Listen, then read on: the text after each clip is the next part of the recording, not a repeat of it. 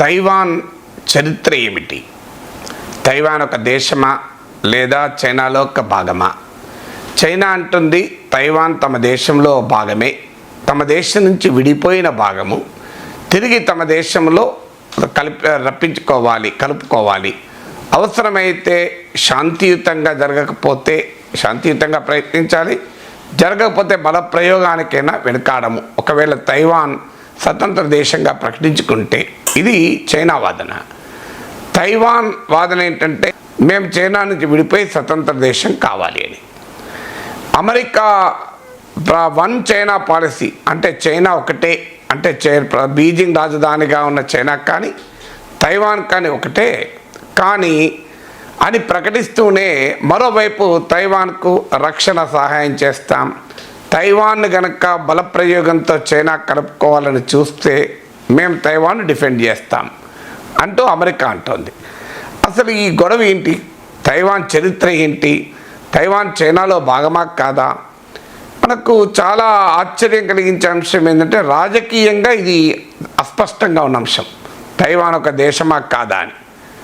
కానీ ఆర్థికంగా చూసినప్పుడు తైవాన్కు మధ్య ఆర్థిక సంబంధాలు ఉంటాయి. తైవాన్కు ప్రత్యేకమైన ప్రభుత్వము ఉంది, కొన్ని లక్షల మంది 3 లక్షల మంది సైనిక బలగాలు కూడా ఉన్నాయి. తైవాన్లో ఎన్నికలు జరుగుతాయి సెపరేట్గా, వాటికి సెపరేట్గా ప్రెసిడెంట్ ఉన్నాడు. తైవాన్తో అనేక దేశాలు సాంస్కృతికపరమైన సంబంధాలకు కూడా కలిగి ఉంటాయి, ఆర్థిక వాణిజ్య సంబంధాలకు కూడా కలిగి ఉంటాయి. సమస్యల్లో రాజకీయ గుర్తింపు ఎవరికి అని. తైవాన్లో ఉన్న ప్రభుత్వం రిపబ్లిక్ ఆఫ్ చైనా తైవాన్ అని పిలుచుకుంటారు. బీజింగ్ రాజధానిగా కలిగిన mainland China people's republic of చైనాగా పిలుస్తారు. సో రెండు కూడా ఒక చైనానే, people's republic of China, republic of China, Taiwan. ఈ చరిత్ర అర్థం కావాలంటే కొన్ని వందల సంవత్సరాలు వెనక్కిపోవాలి.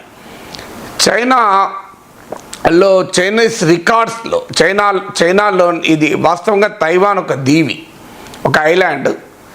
ఈ ఐలాండ్కు హిస్టరీ కనుక తీసుకుంటే చాలా ఎర్లీ, అంటే క్రీస్తు శకము 200 ఇయర్స్ 200 సంవత్సరాలకు ముందు, అంటే సుమారు 2000 సంవత్సరాల క్రితమే చైనాలోని దక్షిణ ప్రాంతం నుంచి, ఆధునిక చైనాలోని సౌత్ చైనా నుంచి కొన్ని గిరిజన జాతుల వారు ఈ దీవిలో ఉన్న మొట్టమొదటి సెటిలర్స్గా చరిత్ర చెప్తుంది. బీబీసీలో డీటెయిల్గా దాని హిస్టరీ కోర్ట్ గురించి రాసిన వ్యాసంలో పేర్కొన్నారు.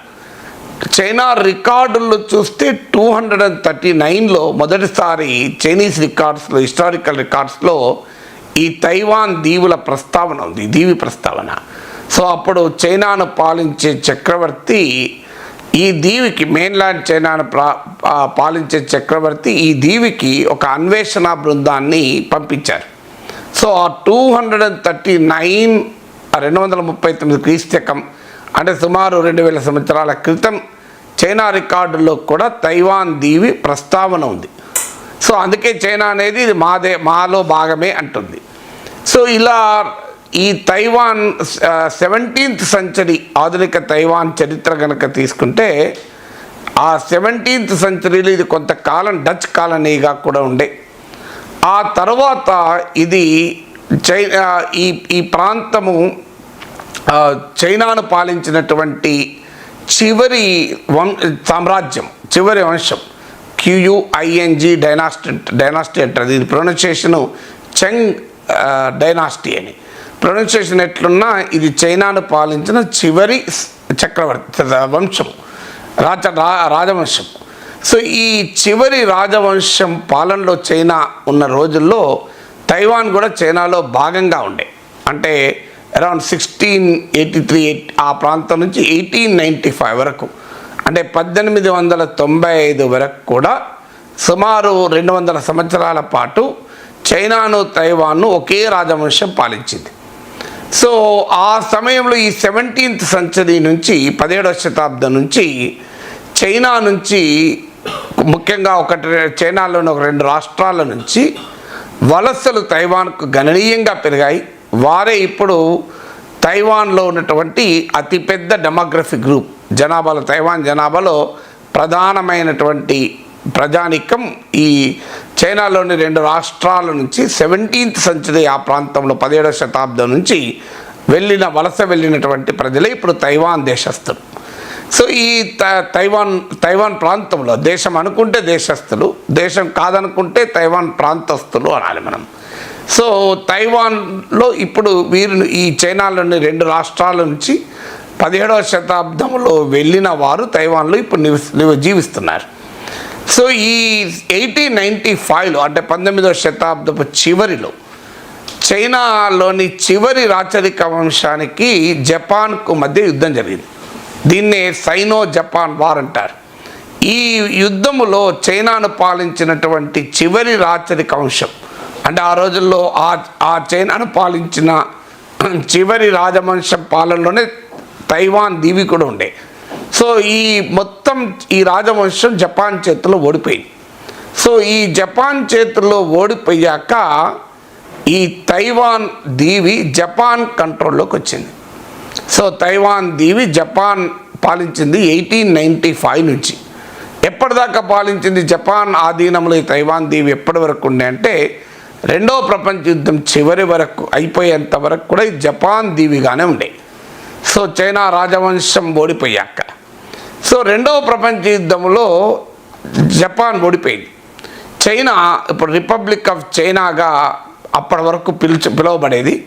చైనా, అమెరికా, యూకే, సోవియట్ యూనియన్లతో కలిపి 2వ ప్రపంచ యుద్ధ కాలంలో ఈ 4 దేశాలు ఒక అలయన్స్గా, జపాన్, జర్మనీ, ఇటలీ ఒక అలయన్స్గా 2వ ప్రపంచ యుద్ధంలో పోరాడాయి. సో జపాన్ భాగంగా ఉన్న అలయన్స్ ఓడిపోయింది. చైనా భాగంగా ఉన్న అలయన్స్ విజయం సాధించింది. దీంతో జపాన్ అప్పటి వరకు అంటే 1895లో చైనా చివరి రాజవంశంతో జరిగిన యుద్ధములో గెలుచుకొని తైవాన్ హస్తగతం చేసుకున్న తర్వాత తైవాన్ను మొదటిసారిగా ఈ 2వ ప్రపంచ యుద్ధానంతరం వదిలేసింది. సో అది మళ్ళీ రిపబ్లిక్ ఆఫ్ చైనా పాలనలోకి వచ్చేసింది.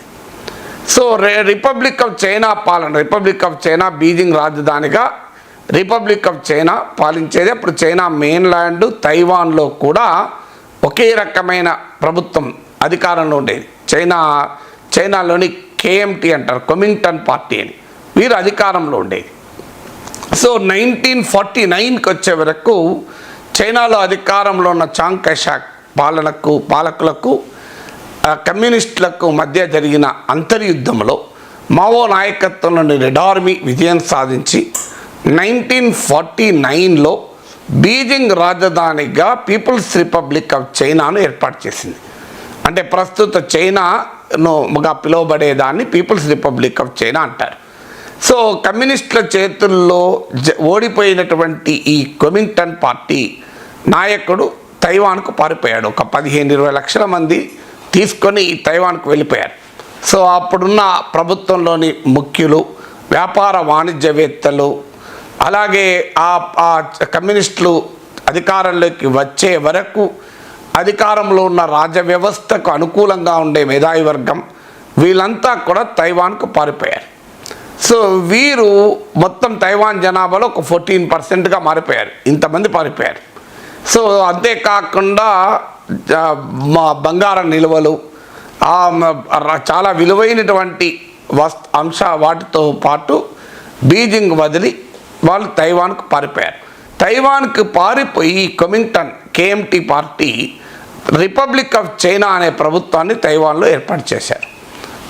It's a government in exhale, అంటే మేమే నిజమైన చైనా ప్రభుత్వము, కమ్యూనిస్టు చైనా నిజమైన ప్రభుత్వం కాదు అని. ఆ రకంగా బీజింగ్ రాజధానిగా మావో జెడాంగ్ నాయకత్వంలో కమ్యూనిస్టులు పీపుల్స్ రిపబ్లిక్ ఆఫ్ చైనా ఏర్పాటు చేశారు. సో అప్పటిదాకా చైనాను పాలించిన పాలకులు తైవాన్కు పారిపోయి అక్కడ చైనా ప్రభుత్వం, ప్రవాస చైనా ప్రభుత్వాన్ని రిపబ్లిక్ ఆఫ్ చైనాగా పిలుచుకుంటూ ఏర్పాటు చేశారు. సహజంగానే సోవియట్ యూనియన్ కమ్యూనిస్ట్ చైనానే ఒరిజినల్ చైనాగా గుర్తించింది.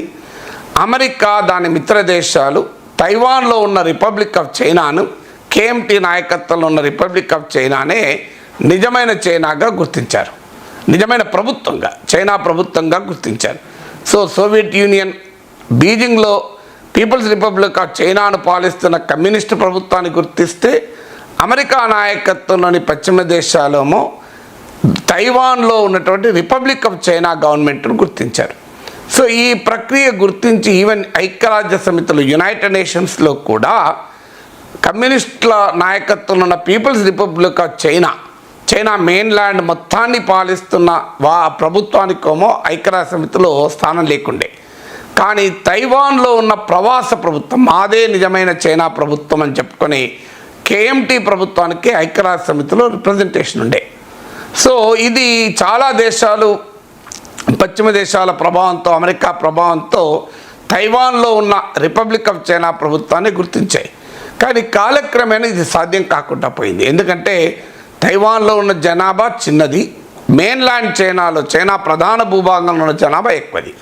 దాంతో కొన్ని చాలా దేశాలు తాము తైవాన్లో ఉన్న రిపబ్లిక్ ఆఫ్ చైనా ప్రభుత్వాన్ని గుర్తించలేము అంటూ పీపుల్స్ రిపబ్లిక్ ఆఫ్ చైనా, బీజింగ్లో ఉన్న కమ్యూనిస్టు నాయకత్వంలోని చైనా ప్రధాన భూభాగంలో ఉన్న పీపుల్స్ రిపబ్లిక్ చైనా ప్రభుత్వాన్ని గుర్తించడం మొదలుపెట్టారు. ఇది జరిగాక 1971లో 1971లో ఐక్యరాజ్య సమితి కూడా తన గుర్తింపును మార్చింది. తైవాన్లో నుంచి ఆపరేట్ అవుతున్న రిపబ్లిక్ ఆఫ్ చైనా మొత్తం చైనాకు ప్రతినిధి కాదు అని ప్రకటించి, బీజింగ్లో ఉన్న పీపుల్స్ రిపబ్లిక్ ఆఫ్ చైనానే మొత్తం చైనాకు ప్రతినిధిగా గుర్తించడం మొదలుపెట్టింది 1971 నుంచి. సో అంటే ఇక తైవాన్కు ఐక్యరాజ్య సమితి గుర్తింపు కూడా పోయింది. సో ఈ 1979లో డెంగ్ జియాఓపింగ్ చైనా అధినేత అయ్యాక ఆయన అక్కడ ఆర్థిక సంస్కరణ అమలు చేస్తూ చైనా ఎకానమీని ప్రపంచ ఆర్థిక వ్యవస్థతో అనుసంధానం చేశారు. దీంతో ఒక గొప్ప ఎకనామిక్ ఆపర్చునిటీ ఉంది, చైనాతో వాణిజ్యం చేయొచ్చు, చైనాలో పెట్టుబడులు పెట్టొచ్చని గుర్తించిన అమెరికా 1979లో బీజింగ్ను రాజధానిగా కలిగిన పీపుల్స్ రిపబ్లిక్ ఆఫ్ చైనాలోని కమ్యూనిస్టు ప్రభుత్వాన్ని అధికారికంగా గుర్తించింది. అప్పటిదాకా చైనాకు నిజమైన ప్రభుత్వం రిపబ్లిక్ ఆఫ్ చైనా ప్రభుత్వమే అని భావించింది అమెరికా. ఆ ప్రభుత్వం తైవాన్ నుంచి పాలిస్తూ మొత్తం చైనాకు మేమే ప్రతినిధులం అని చెప్పుకున్నారు. రియాలిటీలో వాళ్ళు తైవాన్ దీవికి మాత్రమే పరిమితం. ఇక 1979 నుంచి అమెరికా విధానం ఒకటే, వన్ చైనా పాలసీ, అంటే తైవాన్ను ప్రత్యేక దేశంగా గుర్తించడం మానేసింది. తైవాన్లో నుంచి పనిచేసే రిపబ్లిక్ ఆఫ్ చైనా గవర్నమెంట్ను గుర్తింపు మానేసింది. బీజింగ్లో ఉన్నటువంటి పీపుల్స్ రిపబ్లిక్ ఆఫ్ చైనా ప్రభుత్వాన్ని గుర్తించడం మొదలుపెట్టింది అఫీషియల్గా. అయితే చైనానే, అమెరికానే కాదు, ఇప్పుడు భారతదేశం కూడా వన్ చైనానే గుర్తిస్తుంది. బీజింగ్ రాజధానిగా కలిగిన జిన్పింగ్ నాయకత్వంలో ఉన్న పీపుల్స్ రిపబ్లిక్ ఆఫ్ చైనా ప్రభుత్వాన్ని చైనా ప్రభుత్వంగా భారతదేశం కూడా గుర్తిస్తుంది. తైవాన్లో ఉన్న ప్రభుత్వాన్ని మనమే గుర్తించాం, అధికారికంగా ఎవరు గుర్తించరు. కానీ ఈ తైవాన్లో మాత్రం సెల్ఫ్ రూల్, సపరిపాలన కొనసాగుతూ వచ్చింది. అంతర్జాతీయంగా గుర్తింపు లేకపోవచ్చు, కానీ తైవాన్ తమకు తాముగా పాలించుకుంటూ ఒక సెల్ఫ్ రూల్డ్ ఐలాండ్గా ఉంటూ వచ్చింది. మొదట్లో చైనా పాలకులు, అంటే కమ్యూనిస్టులు చైనాలో అధికారంలోకి రాకముందు ఉన్న పాలకులు తైవాన్కు పారిపోయారని చెప్పారు. సో వారు అక్కడ కేఎంటీ ప్రభుత్వాన్ని ఏర్పాటు చేశారు. చాలా కాలం సో చైనా నుంచి పారిపోయిన నాయకుడు, ఆయన కుమారుడు వీళ్ళు పాలించారు. చాలా కాలం ఏకపార్టీ పాలనలో ఉండే. తర్వాత అక్కడ కూడా డెమోక్రసీ కొరకు ఉద్యమాలు మొదలయ్యాయి. చివరకు 2000 సంవత్సరం నుంచి ఎలక్టెడ్ ప్రెసిడెంట్ తైవాన్కు ప్రారంభించారు. సో 2000 సంవత్సరంలో 2004లో 2004లో డెమోక్రటిక్ ప్రోగ్రెసివ్ పార్టీ అని మొదటిసారి అధికారంలోకి వచ్చింది. ఈ పార్టీ చైనాను తైవాన్ను ఇండిపెండెంట్ దేశంగా చూడాలని కోరేటువంటి పార్టీ తైవాన్లో అధికారంలోకి వచ్చింది. అప్పటి వరకు అధికారంలో ఉన్న కొమింగ్టన్ పార్టీ కేఎంటీ ఒకే చైనా విధానానికి కట్టుబడి ఉంది. కానీ ఆ విధానం ఒకే చైనా అయినప్పటికీ కూడా కమ్యూనిస్టుల పాలనకు వ్యతిరేకం. మొత్తం చైనా ఏకం కావాలని కోరుకున్నారు. కానీ అది రిపబ్లిక్ ఆఫ్ చైనా ప్రభుత్వం కింద, అంటే తైవాన్లో ఉన్న ప్రభుత్వం కింద ఉండాలి అని కోరుకున్నారు. అది ప్రాక్టికల్గా జరగదు. ఆల్రెడీ బీజింగ్లో పీపుల్స్ రిపబ్లిక్ ఆఫ్ చైనా ప్రభుత్వం ఉంది. సో ఈ తైవాన్లో మొదటిసారి తైవాన్ను స్వతంత్ర దేశంగా చూడాలనుకునే పార్టీ 2004లో అధికారంలోకి వచ్చింది. మళ్ళీ 2008లో వన్ చైనా పాలసీకి కోరుకునే, అంటే చైనా అంతా ఒకటిగానే ఉండాలి అని కోరుకునే కొమింగ్టన్ పార్టీ మళ్ళీ 2008లో అధికారంలోకి వచ్చింది. తర్వాత చైనాతో ఆర్థిక సంబంధాలు పెరగడం మొదలయ్యాయి. 2016లో తిరిగి చైనాను స్వతంత్ర దేశంగా చూడాలనుకునే డిపిపి పార్టీ అధికారంలోకి వచ్చింది. ఆ పార్టీ ఇప్పుడు 2020లో కూడా మరొకసారి ఎలక్షన్లో గెలిచింది. అది కూడా భారీ మెజారిటీతో గెలిచింది. అంటే తాజాగా తైవాన్లో ఉన్న ప్రజలు, ముఖ్యంగా యూత్, మేము స్వతంత్ర దేశం కావాలి, చైనా ఇన్ఫ్లుయెన్స్ ఉండకూడదు అని కోరుకునే వారి జనాభా రోజు రోజుకు తైవాన్లో పెరుగుతూ వచ్చింది. సో ఇక్కడ తైవాన్ మీకు ఈవెన్ సన్ఫ్లవర్ మూమెంట్ అని తైవాన్లోని యువత పార్లమెంట్ భవనాన్ని అక్కుపై చేసిన సంఘటనలు కూడా జరిగాయి. చైనా ప్రభావంలో ఉండకూడదు అని. పశ్చిమ దేశాల ఆర్థిక సాంస్కృతిక సంబంధాలు తైవాన్తో గణనీయంగా పెరిగాయి. ఇంట్రెస్టింగ్ ఏంటంటే తైవాన్ చైనాల మధ్య కూడా ఆర్థిక వ్యాపార వాణిజ్య సంబంధాలు చాలా బలంగా ఉంటాయి. తైవాన్ ఎగుమతుల్లో దాదాపు 42%, చైనాకే 42%. చైనాలో ఉన్న కంపెనీలకు కావాల్సిన సెమీకండక్టర్ చిప్స్ అన్నీ కూడా తైవాన్ నుంచే వస్తాయి. తైవాన్లో భారీగా చైనా పెట్టుబడులు కూడా పెడుతుంది.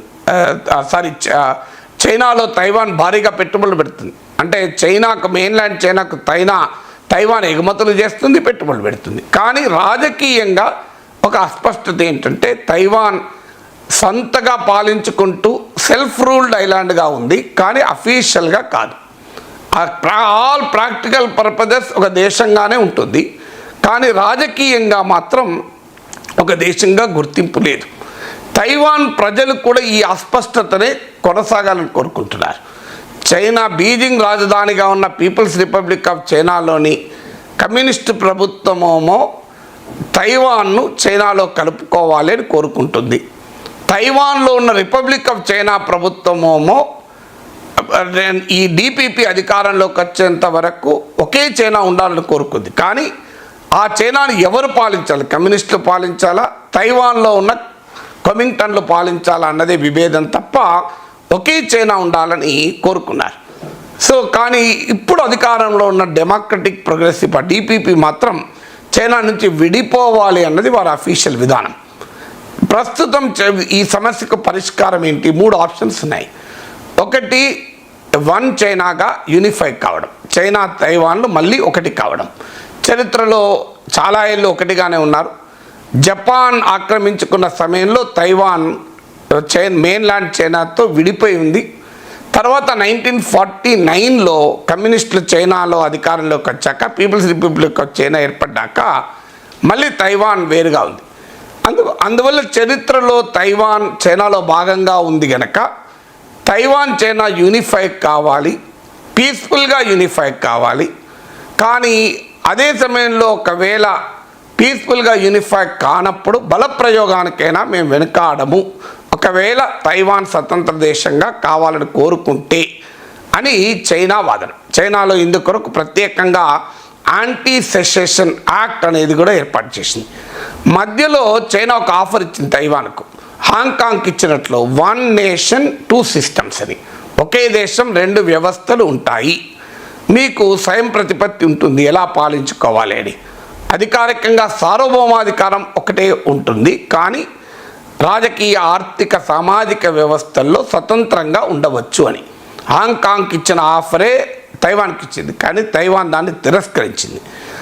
దాన్ని తిరస్కరించాక హాంకాంగ్లో ఎప్పుడైతే చైనా నుంచి విడిపోవాలి అనే ఉద్యమాలు పెరిగాయో చైనా జాగ్రత్త పడి యాంటీ సెసెషన్ యాక్ట్ తెచ్చి అప్పటిదాకా తమ విధానం శాంతియుతంగా తైవాన్ను చైనాలో కలుపుకోవాలి తిరిగి అనేది విధానం.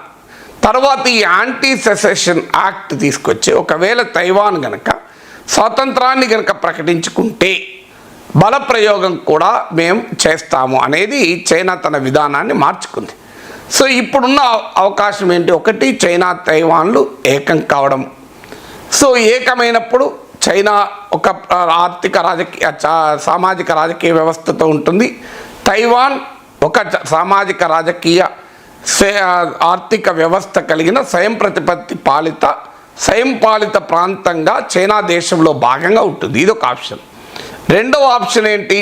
చైనా నుంచి పూర్తిగా స్వాతంత్రాన్ని ప్రకటించుకోవాలి. మూడో ఆప్షన్ ఏంటి? ఈ మొదటి ఆప్షన్కు తైవాన్లో ఉన్న ప్రస్తుత ప్రభుత్వం వ్యతిరేకం. చైనాలో విలీనమైపోతానికి మళ్ళీ తైవాన్లో ఉన్న ప్రభుత్వం వ్యతిరేకం. రెండో ఆప్షన్ ఏంటి? తైవాన్ స్వతంత్ర దేశంగా ప్రకటించుకోవడం. దీనికి చైనా వ్యతిరేకం. అందువల్ల ఈ రెండు ఆప్షన్స్ ప్రాక్టికల్గా జరగడం లేదు. థర్డ్ ఆప్షన్ ఏంటంటే ఇప్పుడున్న సిచ్యువేషన్ ఇలాగే కొనసాగడం. అధికారికంగా ఒక దేశంగా తైవాన్కు గుర్తింపు ఉండదు, కానీ ఆచరణలో తైవాన్ ఒక స్వతంత్ర దీవిగా తమకు తాము ఒక ప్రభుత్వాన్ని ఏర్పరచుకొని పాలిస్తూ ఉంటారు.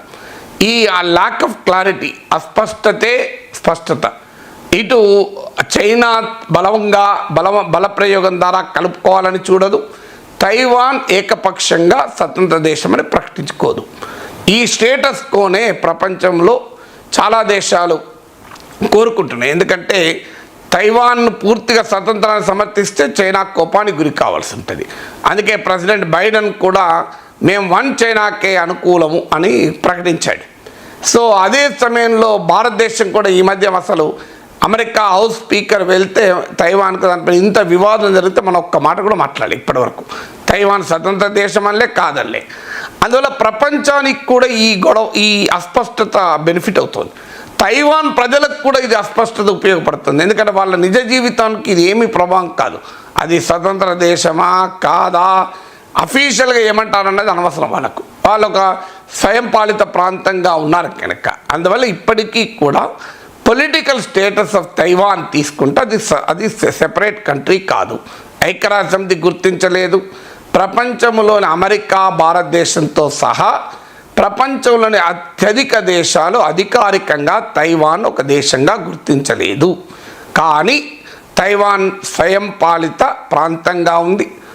ఆ స్వయం పాలిత ప్రాంతంతో అనేక దేశాలకు ఆర్థిక, సాంస్కృతిక సంబంధాలు ఉన్నాయి.